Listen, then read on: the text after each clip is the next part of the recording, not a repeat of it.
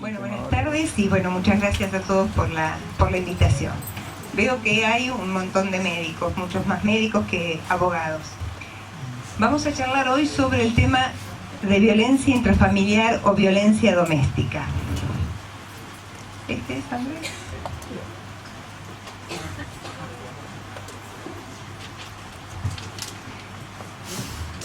Ah, bueno.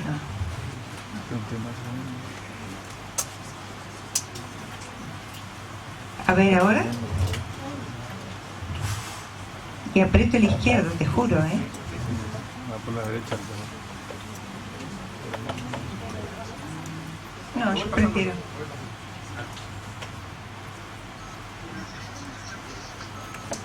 ¿Por qué no funciona conmigo? Ahí está, a ver.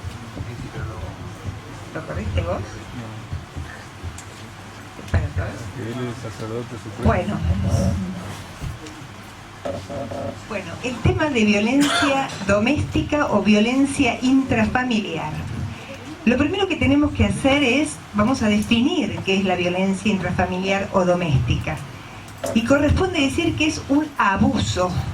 Es un abuso que ejercen unos miembros o algún miembro de la familia con otro miembro de la familia. Esta violencia puede ser de varios tipos. Puede ser violencia física, violencia psicológica o emocional, puede ser violencia sexual. Y en realidad, lo problemático que vamos a ver más adelante es que lo más fácil es la violencia física, porque es una manera que tenemos de objetivar el daño. Pero vamos a ver que hay muchos otros tipos de violencia que son muy difíciles de diagnosticar o de determinar.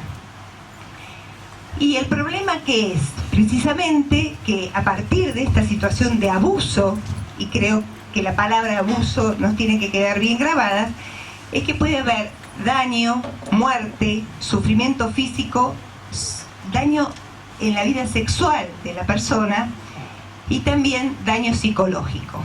Si bien en los adultos se ve el daño psicológico, es terrible lo que se ve en los chicos. Andrés, la siguiente. Bueno, hay diferentes grados de violencia y nosotros nos preguntamos ¿por qué tiene que intervenir la justicia? Si uno va a pensar que es en el ámbito de la casa, si es en la privacidad, si es entre la familia, ¿para qué se tiene que meter la justicia? ¿Para qué se tiene que meter el Estado? Y en realidad se tiene que meter porque además de que hay diferentes grados que pueden llevar desde las lesiones mínimas a la muerte, y entonces ahí entendemos por qué está metida la justicia y el Estado, el tema es que es una violación a los derechos humanos. Y entonces esa violación es lo que justifica la intervención de la justicia. ¿Se vulneran qué derechos? Se vulnera el derecho a la vida, se vulnera el derecho a la integridad física, se vulnera el derecho a la libertad, y esto se ve mucho cuando hay violencia en la esfera sexual, porque en un tiempo la idea era que la mujer se casaba con su esposo y su esposo podía tener relaciones con su esposa cuando quisiera, como quisiera, y no había esta idea de poder decidir de la mujer si quiere o no quiere tener relaciones. Se vulnera la autodeterminación. ¿Y qué se incluye? También se incluye acá todo lo que tiene que ver con los derechos fundamentales de los niños y de las niñas. Y además, todo este escenario de violencia familiar nos da un problema grande en la salud pública. Bueno, vamos a remarcar el concepto y vamos a agregarle una palabra más. Es un abuso de poder. Es un abuso de poder o de maltrato. Como dijimos, físico o psíquico, de un miembro de la familia a otro. El maltrato, como dijimos, puede ser físico y esto nosotros lo vemos en el cuerpo médico forense porque lo podemos objetivar, porque hay una denuncia, entonces viene la señora que viene o directamente a nosotros o ya vamos a ver que nosotros tenemos la Oficina de Violencia Doméstica y por Policía Federal, ya al final les voy a contar, tenemos otro lugar donde realmente se hacen exámenes Y entonces viene con ese dictamen y entonces se pueden categorizar las lesiones.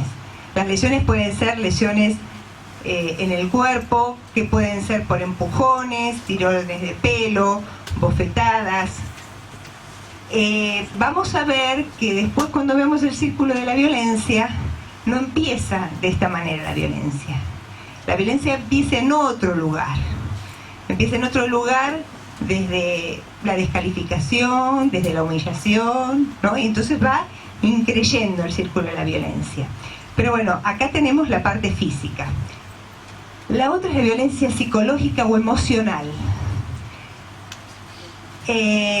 Intimidación, humillación, descalificación, insultos, control. Empieza, como hay una propaganda ahora que se ve mucho por televisión, ¿no? Empieza por el control de los gastos, después por el control que no haya trabajo afuera, después por el control con quién se va a ver o si se va a salir, y esto va aumentando y cada vez el control es mayor. Después el control económico, el manejo del dinero. En el otro ítem tenemos la parte sexual, que es lo que decíamos antes. La imposición de situaciones de carácter sexual, la obligación contra la voluntad de la persona a tener relaciones. Vamos a ver después que esto da problemas, porque da o patología ginecológica o embarazos no deseados. Después el tema económico. Acá dice abandono o negligencia. Es importante pensar que una violencia doméstica o intrafamiliar también es el abandono de una persona. El no proveerla económicamente de cuidados o afectivamente es una manera también de maltratar y de ejercer violencia. Esto se ve mucho en los chicos. Entonces se piensa en el maltrato del chico en los golpes, pero hay muchos chicos que son maltratados porque no son asistidos afectivamente, porque son abandonados, no son cuidados, y es la primera causa de maltrato de los menores. Creo que había pediatras acá en la sala. ¿Había alguna pediatra? No, no había pediatras. ¿El otro, Andrés? Bueno, estas son imágenes que nosotros hemos visto mucho en el cuerpo médico forense. Golpes, heridas de arma blanca, quemaduras, lesiones por electricidad. La siguiente. La emocional. Como dijimos, la física es muy fácil de determinar. Es importante tener presente esto de la parte física, porque a veces es una denuncia y la persona no concurre a una evaluación médica. Y a veces el juez a nosotros nos pregunta y nosotros tenemos un expediente con datos o referencias de la persona y no tenemos un examen físico. Entonces nosotros les decimos, nosotros no podemos decir, porque la señora dice me pegó, me tiró del cabello, y la verdad que nosotros no podemos hacer ningún informe respecto de las lesiones, por más que su señoría lo quiera. Así que la persona, cuando hace una denuncia de lesiones, tiene que concurrir a una evaluación médico-legal para que queden plasmadas las lesiones en ese momento, aunque sea un cachetazo, aunque sea un rasguño, lo que fuere. Porque no importa en este caso si son lesiones leves que van a curar en menos de 30 días. Importa el hecho de la lesión y que quede registrada la lesión. Y lo emocional es lo más difícil, y sobre todo en los chicos. Emocional, psicológico, es esto que marca a las criaturas y que después los chicos, vamos a ver más adelante, tienen problemas de concentración, problemas de sueño, problemas en la escuela, y no aparece la explicación de por qué el chico está en estas situaciones. No comen, no quieren jugar. Y es muy difícil, porque también es muy difícil, vamos a ver que la violencia mayor es para el género femenino. El masculino se lleva, pero un porcentaje muy chiquitito.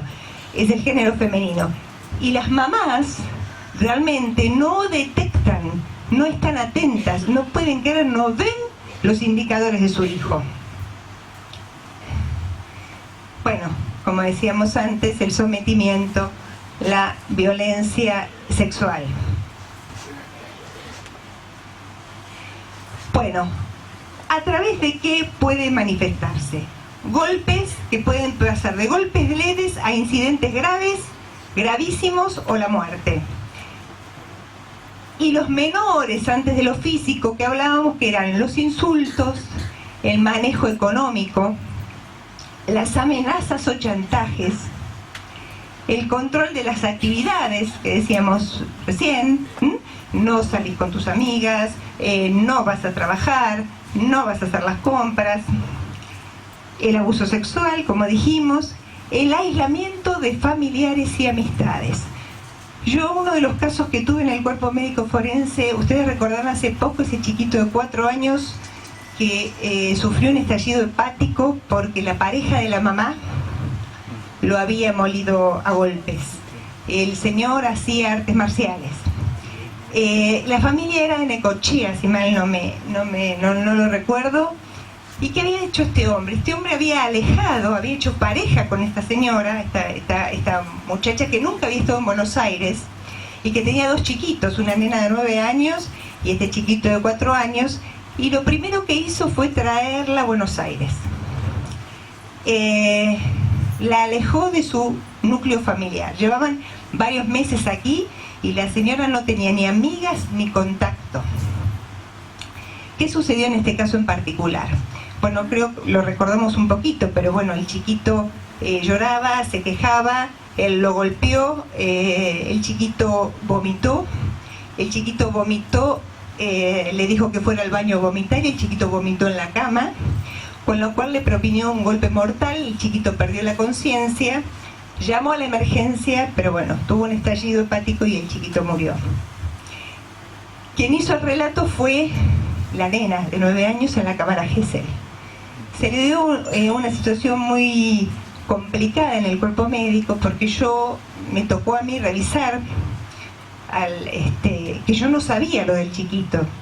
Me lo traen para revisar como detenido y cuando me dicen que es por homicidio, bueno, uno se alerta y entonces le mira las manos, lo desviste, hace un examen súper completo.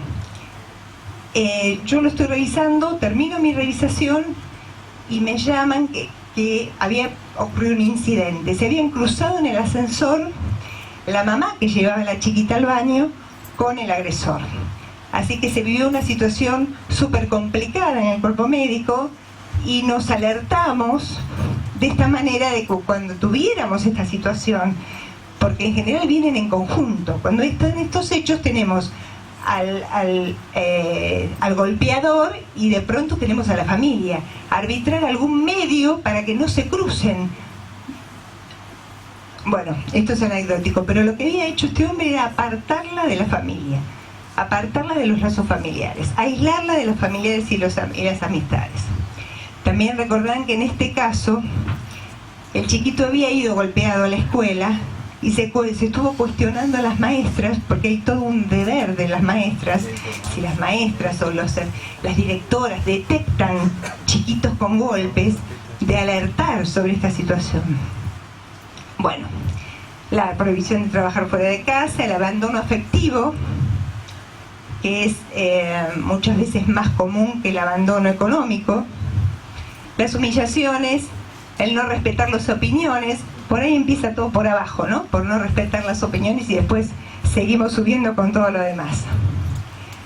Bueno, acá la primera diapositiva muestra que no es necesario, digamos, el maltrato físico, porque con el maltrato verbal, con los gritos, se puede hacer tanto más daño que con el daño físico que se pueda producir, que es lo que muestra el segundo slide. Bueno, toda la familia queda inmersa en esa situación, porque el padre golpea o maltrata a la madre y al hijo, y a veces la madre descarga en el hijo y el hijo descarga en los hermanos, y en realidad se hace un círculo de violencia complicado. ¿Por qué? Y complicado para los chicos, porque esa criatura el día de mañana va a ver con naturalidad que la violencia es una manera de responder. Y van a ser los futuros violentos y los futuros maltratadores. Entonces la situación es muy complicada. Asimismo, los chicos estos están proclives a tener problemas con las drogas, con problemas con el tema de abusos sexuales. Entonces esto que sucede en el entorno familiar da después muchas consecuencias para el futuro adulto. Bueno, entonces decíamos puntualmente que ese abuso, esa violencia intrafamiliar incluye el maltrato infantil, la violencia conyugal, y acá incorporamos dos cosas más: la violencia a los adultos mayores y la violencia hacia los minusválidos. O sea que dentro de la violencia intrafamiliar también tenemos que tener en cuenta a los adultos mayores. Y sabemos que muchas veces en las familias se dan situaciones complicadas porque hay gente mayor que en realidad tiene problemas de demencia, agresividad, y se genera un círculo del cual es muy difícil salir. Bueno, acá aparece la ley nacional, bueno, había un par de abogados acá, así que la 24417, que es la ley nacional, que sanciona los actos de violencia intrafamiliar, defendiéndolos como todo maltrato que afecte a la salud física o psíquica de algún miembro de la familia. O sea, aparece acá la ley para respaldar y para proteger, para que se pueda denunciar. Bueno, acá tenemos una mamá y acá tenemos un chiquito. Con respecto a los chicos, nosotros vemos, si bien en el cuerpo médico forense nos puede tocar a cualquier forense, los chicos, tenemos igual pediatras específicos. El tema de los chicos, ¿qué pasa con un chico cuando es golpeado? Muchas veces la mamá lo lleva a la consulta porque el chico se cayó, se cae varias veces, se golpea, y entonces el médico del hospital se da cuenta que atrás de eso hay alguna otra cosa más. ¿Por qué? Empiezan a ver que hay lesiones en diferentes periodos evolutivos. Uno ve que no concuerdan los dichos de la madre con las lesiones que tiene el chico, que el pequeño tiene lesiones en lugares que difícilmente se hubiera golpeado. Tiene lesiones en las nalgas, tiene lesiones en las entrepiernas, tiene lesiones abajo en la parte de las axilas, en la cara interna de los brazos. Empieza a ver uno que no son lesiones típicas de los chicos que tienen las raspones en las rodillas. ¿Qué pasa a nivel hospitalario? A nivel hospitalario, cuando se detectan este tipo de cosas en varios hospitales, en los hospitales de niños, en el Hospital Santoyani también, nosotros en el cuerpo médico forense tenemos a la jefa de pediatría del Hospital Santoyani como médica forense. Tiene un esquema maravilloso porque ha hecho un esquema donde se detallan las lesiones, el color de las lesiones, la ubicación. La verdad que trabajan muy bien. ¿Qué hacen? Sabemos que en realidad el problema está que la madre no tiene conciencia de que a su hijo lo están golpeando y que es posible que sea el padre o la pareja de la madre. Entonces a ese chiquito, aunque no sea necesario, se lo interna. Se lo interna para protegerlo, para que aparezca el asistente social y empiece a averiguar qué pasa con el entorno familiar, para hacerle placas radiográficas y empezar a ver si este chiquito tiene múltiples fracturas, para ver si este chiquito tiene un historial en el propio hospital de consultas previas, y es una manera de proteger al chico. La siguiente. Bueno, violencia intrafamiliar, la tercera edad. Pasa como con los chicos. Nosotros recibimos a los ancianos y empezamos a darnos cuenta que tienen golpes que no podemos decir que sea de caídas, No son hematomas pretibiales, no son en los codos y en las muñecas. Empezamos a ver lesiones que nos dan indicios de que son golpeados o maltratados. Y el tema está que esto no es de los geriátricos. En los geriátricos también puede haber maltrato sin duda, pero muchos vienen del ambiente familiar.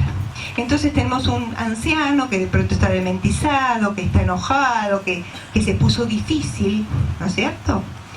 Y entonces la manera de controlarlo, digamos, es a los golpes. con los minusválidos otro tanto.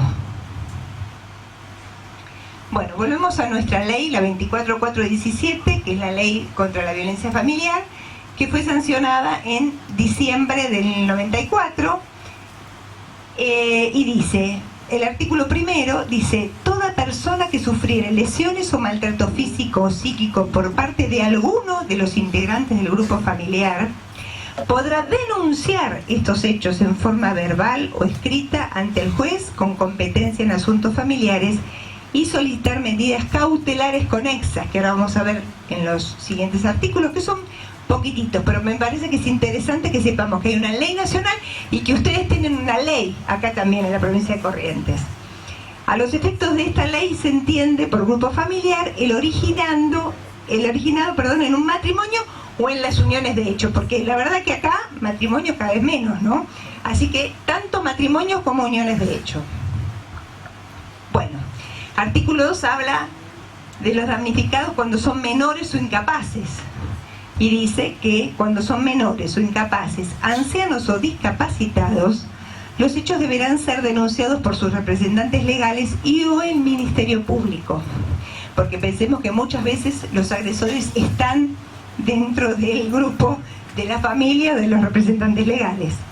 También estarán obligados a efectuar la denuncia los servicios asistenciales, sociales o educativos, lo que pasó con este chiquito, públicos o privados, los profesionales de la salud y todo funcionario público en razón de su labor.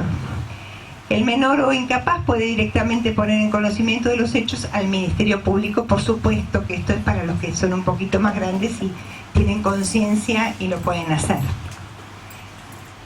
¿Qué hace el juez? Porque nosotros, ¿qué hace su señoría? Su señoría dice, bueno, vamos a hacer un diagnóstico. Lo que tenemos que hacer es una evaluación interdisciplinaria. Entonces hace un diagnóstico de interacción familiar y convoca peritos de diversas disciplinas a fin de determinar los daños físicos y psíquicos, o sea que va a haber una evaluación del chiquito por el médico de policía, por el médico forense o por el médico de la Oficina de Violencia Doméstica. Va a haber una evaluación psicológica, se utiliza la cámara Gesell para hacer evaluaciones en los chicos, y determinados los daños físicos y psíquicos, se va a establecer si hay una situación de peligro. ¿Y para qué se va a establecer esto? Porque si hay una situación de peligro hay que tomar medidas urgentes, porque empieza con un golpe y puede terminar con la muerte del menor. Entonces, las medidas cautelares pueden ser la exclusión del agresor, puede ser prohibir el acceso, puede ser que la persona que se tuvo que ir porque había sido golpeada pueda reintegrarse, yo estoy acá en el medio, pueda reintegrarse a su casa y entonces se excluye al autor. Entonces son medidas que toma su señoría para proteger a la persona. La siguiente. Bueno, ¿qué hace el juez? Dentro de las 48 horas, bueno, más o menos, porque en realidad es perentorio el plazo, pero trata de convocar a las partes para hacer una mediación y para tratar de, en la audiencia de mediación, poder asistir a programas educativos o terapéuticos en función de ver si puede encaminar lo que pasa con esta familia. En ese artículo y en el que viene, medio que tecleamos, ¿no? Porque no es muy fácil. Por un lado, poder encauzar esa familia y por otro lado, tener los programas para poder encauzarla. Gracias. Porque la ley prevé que haya una asistencia psicológica gratuita. La realidad es que es muy difícil y los medios son muy escasos para poder llegar a tenerla. Al margen de que muchas veces lo que sucede es que el agresor no se aviene a tener ninguna entrevista psicológica, ¿no? Ni modificar la conducta.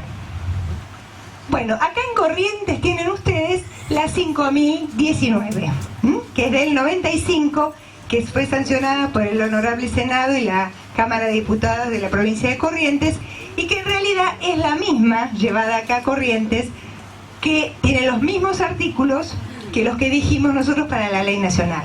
Después se modifican al final un poco las incumbencias de dónde es que tienen que denunciar, pero el espíritu de la ley es por supuesto el mismo y por supuesto que no va a contrariar una ley nacional, ¿no es cierto? Bueno, los efectos de la violencia familiar. Efectos desde lo físico, las lesiones y el trauma, problemas en la salud mental, como dijimos, y sobre todo de los chicos para el futuro, problemas en el aprendizaje, problemas en el futuro con las drogas y con conductas sexuales de alto riesgo, y la aceptación de la violencia como moneda de cambio. Es normal entonces resolver las cosas a través de la violencia. Y si vamos a la historia que nosotros vemos de los agresores, vemos que en la historia también fueron agredidos, también fueron maltratados. Efectos sobre la salud en todos los planos. Enfermedades ginecológicas, y esto tiene que ver con el tema del abuso sexual, dolor crónico pelviano, flujo vaginal persistente, sangrado genital disfuncional, abuso y dependencia de alcohol y psicofármacos por la depresión y la angustia que genera la violencia intrafamiliar. Bueno, daños corporales ya los dijimos, enfermedades de transmisión sexual, quejas somáticas indefinidas. Hablábamos con el doctor Mega, esto que empieza a pasar cefalea crónica, dolor abdominal, muscular, pélvico, fatiga crónica, como un cuadro depresivo de que algo está pasando en el entorno familiar. Todo esto que estamos hablando nos sirve porque de pronto uno, al escuchar y ver esto, se puede dar cuenta a lo mejor de situaciones muy cercanas quizás en el núcleo de uno, de familias, de amigos, ¿no? Entonces uno por ahí no tenía presente todos estos indicadores y es como que abre los ojitos, ¿no? Porque abriendo los ojitos a veces puede ser de la vida propia o de la familia propia o de alguna cercana que uno puede alertar y puede prevenir. Bueno, durante el embarazo aumentó el tabaquismo, abortos, embarazos no deseados. ¿El siguiente? Bueno, en el ámbito psicológico, no voy a meterme demasiado porque está el doctor Mega, pero bueno, trastornos mentales del ánimo, depresiones, síndrome de estrés postraumático, miedo y ansiedad. El miedo es terrible. Las mujeres vienen con miedo, los niños vienen con miedo.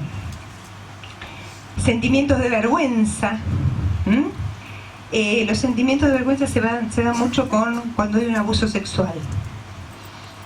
Conductas extremadamente dependientes, porque es tanta la amenaza y tanto el control que la persona perdió su libertad, la que vimos al principio. Entonces no se mueve ni hace nada por temor, porque no sabe qué le puede pasar después.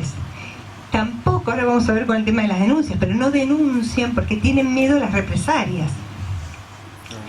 Enuresis y encopresis y suicidio. Ahí ya están en el horno. En el plano sexual, embarazos no deseados, disfunciones sexuales. En muchas pacientes que tienen problemas sexuales se ha visto que en los antecedentes han tenido problemas de abuso sexual, de violaciones, de maltrato físico, psíquico. Bueno, prohibición del uso anticonceptivo, daños físicos, psicológicos en el plano sexual, como dijimos, fobias sexuales. Bueno, el siguiente. Bueno, las consecuencias del maltrato infantil ya empezamos a hablar. A mí me preocupa mucho el tema de los chicos, porque en realidad como no, por ahí no hay un buen registro y la verdad que son más indefensos los chicos, es como que uno que tiene que estar alerta y tenemos que trabajar en conjunto, ¿no? Desde la medicina, desde los colegios, problemas de aprendizaje, de comportamiento, bueno, todo lo que dijimos anteriormente. La siguiente, Andrés. Bueno, una imagen, ¿no? En realidad las parejas no tienen en cuenta esta imagen cuando discuten y discuten delante de los hijos.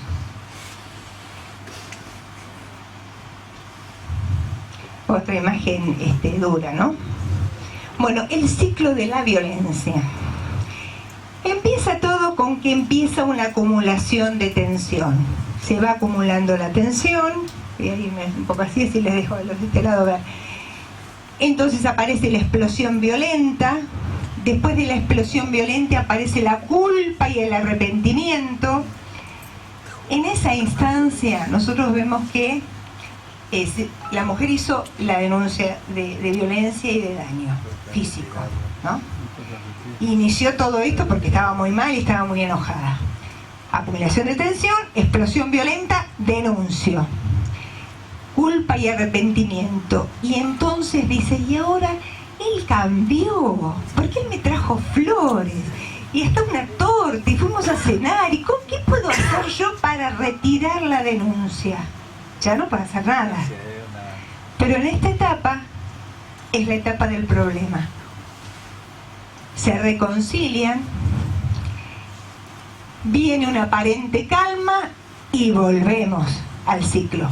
Acumulación de tensión, y seguramente la segunda vez va a ser mucho peor, porque en este caso que les cuento ya había una denuncia previa.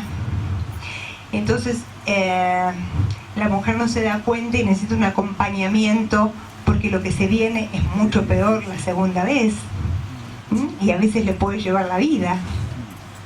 Y el ciclo se repite. Personas afectadas y subafectadas por sexo y edad. Mujeres, esto es del 2012, 64%. Que si lo sumamos a las niñas, con un 16%, tenemos un 80% de mujeres. No tengo nada contra los caballeros, pero en realidad las estadísticas son abrumadoras y las mujeres lamentablemente nos llevamos la ventaja. Niños, tenemos ahí un porcentaje que no lo ven, 13%, y para los caballeros nos queda solo un 7%. Pero como es solo un 7%, yo un slide le puse a los caballeros. Pero les puse uno porque tienen poco porcentaje. Yo en mi carrera como médica de policía, yo trabajé 13 años en policía científica en la Federal y ahora estoy en el cuerpo médico forense hace varios años. Yo vi solamente un hombre golpeado en tantos años. Mi estadística es un hombre golpeado, así que puse un slide. Bueno, relación de la persona afectada con respecto a la vinculación. Fíjense, 35% las exparejas. ¿Me voy un poco para acá? 35% exparejas. 23% concubinos. El 11% se lo lleva a la parte de los hijos. Los hermanos, fraternal, tenemos un 3%. Los novios venimos mejor con los novios, un 5% venimos mejor que con las exparejas. Otros familiares, un 11%. Y las parejas del mismo sexo, el 0,5%. Otro familiar, dije, el 0,5%, y la pareja del mismo sexo, el 0,5%. Charlábamos en el grupo y pensábamos, ¿por qué tan bajo? Y pensamos que a veces eso no se denuncia.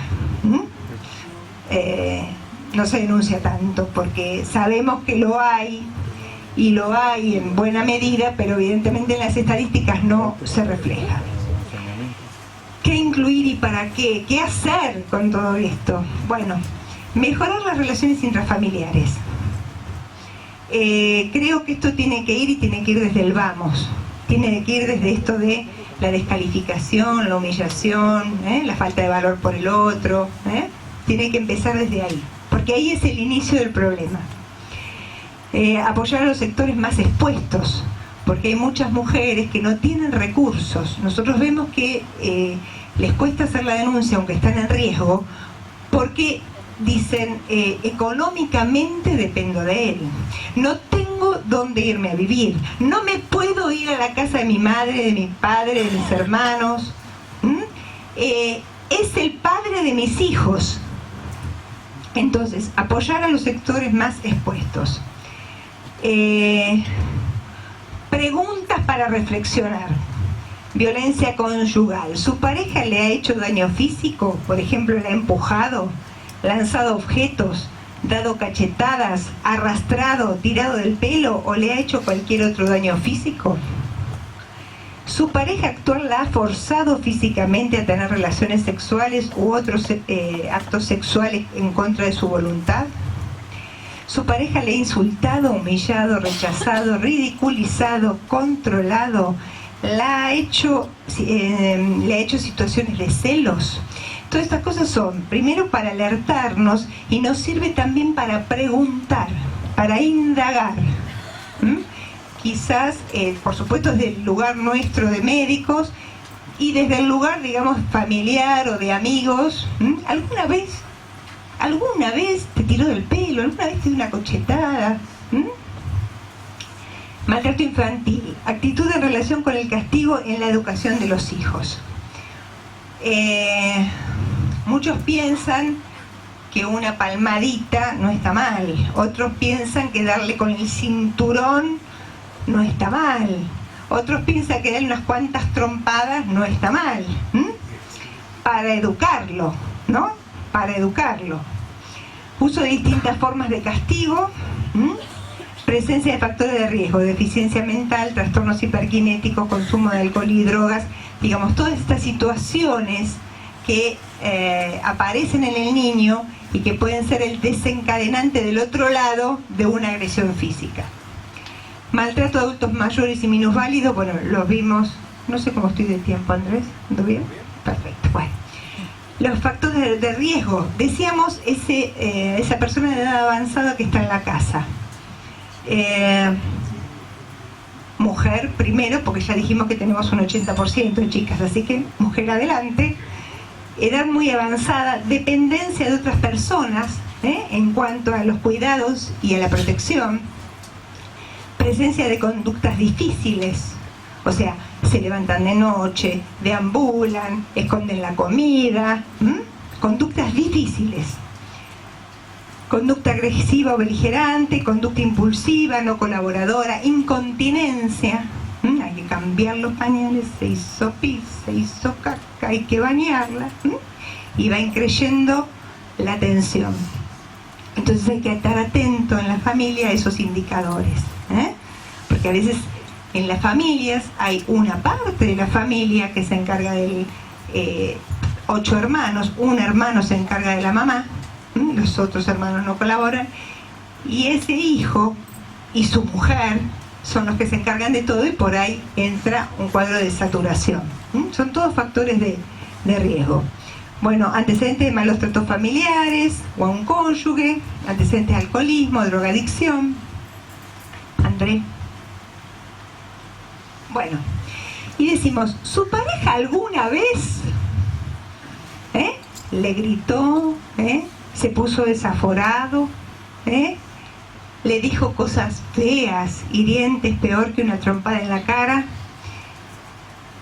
peor que tirarle del cabello? Ahí no se ve el slide de abajo que me quedó chiquitito, pero el Señor le dice, el único que te maltrata acá soy yo. ¿Qué hacer? ¿Qué hacer? No callarse. No callarse. Bueno, les cuento un poquito. Yo les cuento que allá en Buenos Aires nosotros tenemos 2 grandes lugares, que es la Oficina de Violencia Doméstica de la Corte Suprema de Justicia de la Nación, creada en el 2009. Tuvo mucha injerencia en estos dos, nuestras 2 juezas de la Corte, la doctora Elena Hayton de Nolasco y la difunta Carmen Argibay, que tanto hizo por nosotros en el Cuerpo Médico Forense. Nosotros estamos a cargo de Carmen, así que son 2 mujeres que llevaron adelante este impulso de la Oficina de Violencia Doméstica, sobre todo al frente de todo esto la doctora Hayton de Nolasco. Así que hay una oficina de violencia doméstica. Nosotros la tenemos a 2 cuadritas del Cuerpo Médico. Nosotros estamos en la Valle 1429 y esto está en la Valle 1250. Trabaja las 24 horas.